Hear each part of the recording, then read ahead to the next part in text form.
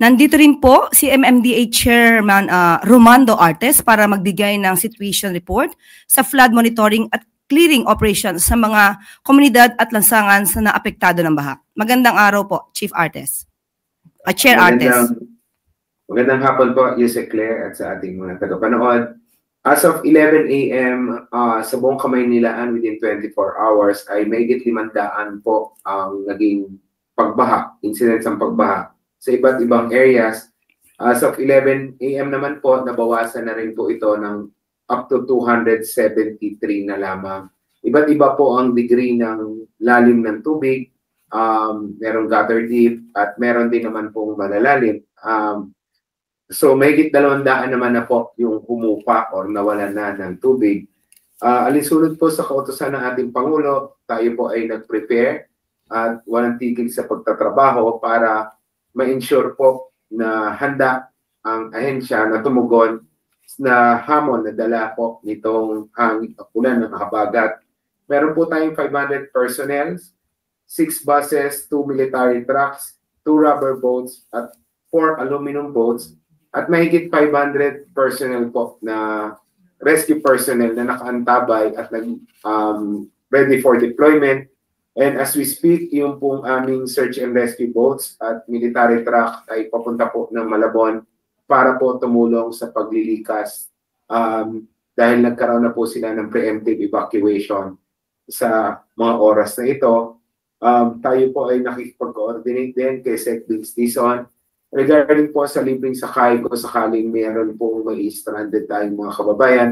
Kahapon po nag-deploy kami ng mga sasakyan, buses and military trucks para po maitawid yung ating mga kababayan, particularly sa Commonwealth, papunta po ng Fairview. Gusto ko rin po magpasalamat kay Sec. Vince. Agad po siyang tumugon doon sa ating mga concerns regarding po sa Skyway at sa MRT-7 para po mawala yung or mabawasan yung paglalim ng tubig sa ibang areas na naapektuhan po ng construction ng Skyway at MRT-7. Tuloy-tuloy naman po yung mga declogging activities natin.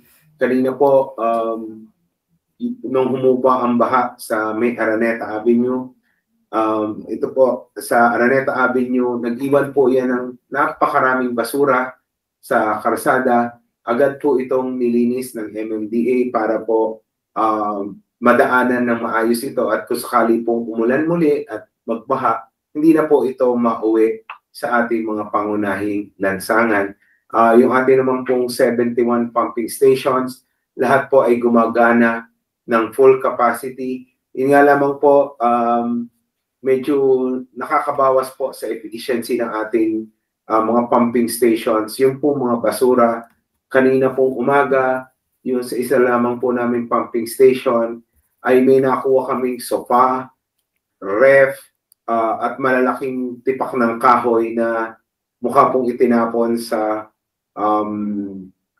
mga daluyan ng tubig. Ito po mga ganitong klaseng basura ay nakaka-apekto po sa efficiency ng ating mga pumping stations. Kaya po kami, Yusek Claire, ay nananawagan sa ating mga kababayan na sana po linisin po natin ang ating mga paligid at wag po tayo magtapon ng basura sa mga daluyan po ng tubig. Yun lamang po, Yusek Claire, at magandang umaga. Maraming salamat, Chair Artes.